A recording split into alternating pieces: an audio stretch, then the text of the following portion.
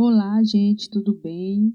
Sou a professora Glacielma Borges. Hoje nós vamos trabalhar com a disciplina de Língua Portuguesa 2, ok? Dando continuidade ao nosso conteúdo que iniciamos essa semana, que é o gênero textual verbete de enciclopédia, certo? Então, daremos continuidade a partir de agora.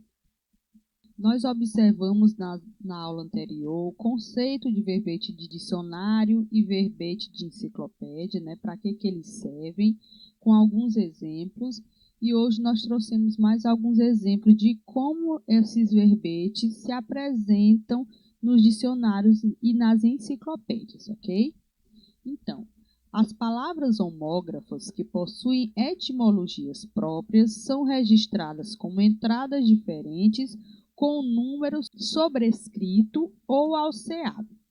O que é que quer dizer isso? Que uma mesma palavra ela pode trazer vários significados nos verbetes, certo? Então, como é que ela vai se apresentar dessa maneira? A palavra vai ser colocada e vai ser numerada de acordo com a quantidade de significados que ela traz nesses verbetes, certo? O que é uma palavra homógrafa? É a palavra que é escrita de maneira igual, né? Homo quer dizer igual e grafa vem de grafo, vem de escrita, né?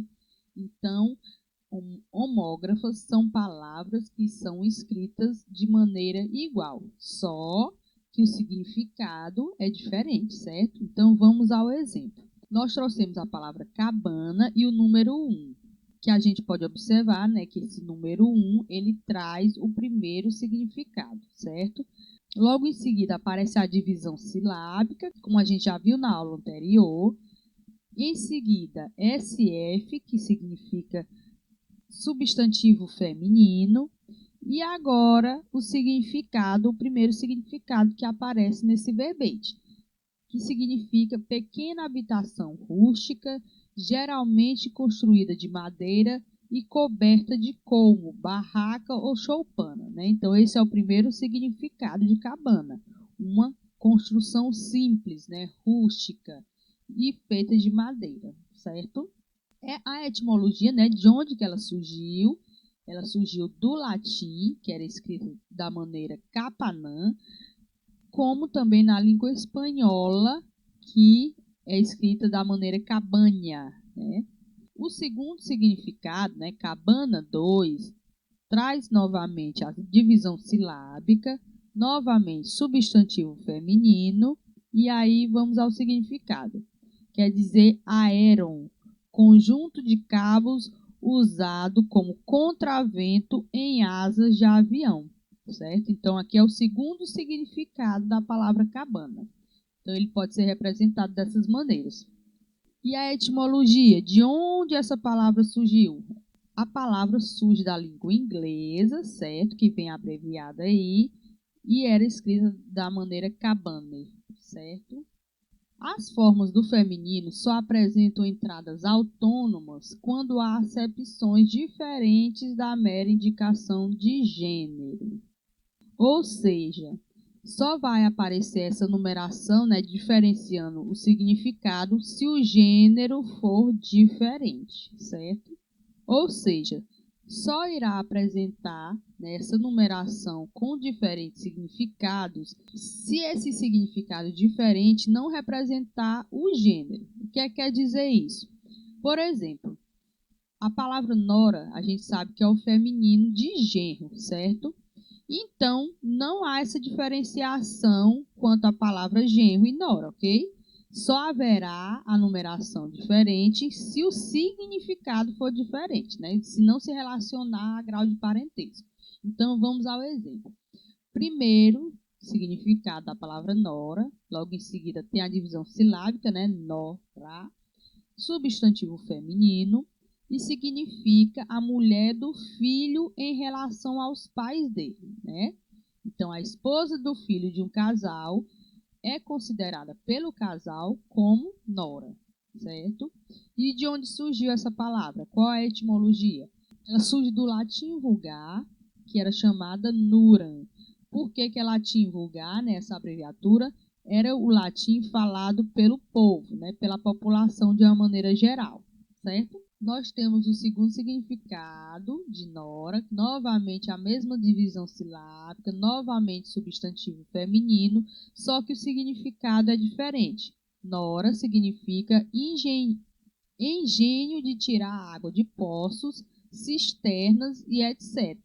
Também chamada de sarilho, ok? E o surgimento dessa palavra, a etimologia é da língua árabe, naurá, como também da língua espanhola, que era chamada nória, ok?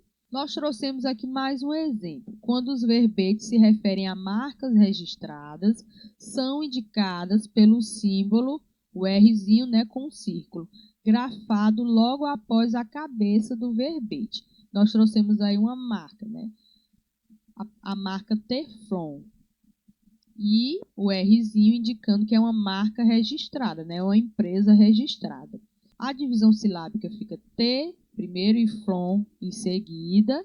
É um substantivo masculino, né? Quando eu for me referir a Teflon, eu uso o artigo o Teflon. Inicia-se sempre com a letra maiúscula, porque marca registrada do produto comercial. Então, vamos ao significado. Com a inicial maiúscula, quer dizer marca registrada do produto comercial, feita com esse nome difícil aí, que a gente vai ler pausadamente para ler bem, certo? Então, a palavra é politetrafluoretileno, certo? É bem difícil, mas é o produto químico de que é feito esse material, certo? Então, de onde surgiu a palavra? Qual é a etimologia? Da marca Teflon, ok? As palavras estrangeiras que integram este dicionário são grafadas em itálico e não trazem divisão silábica.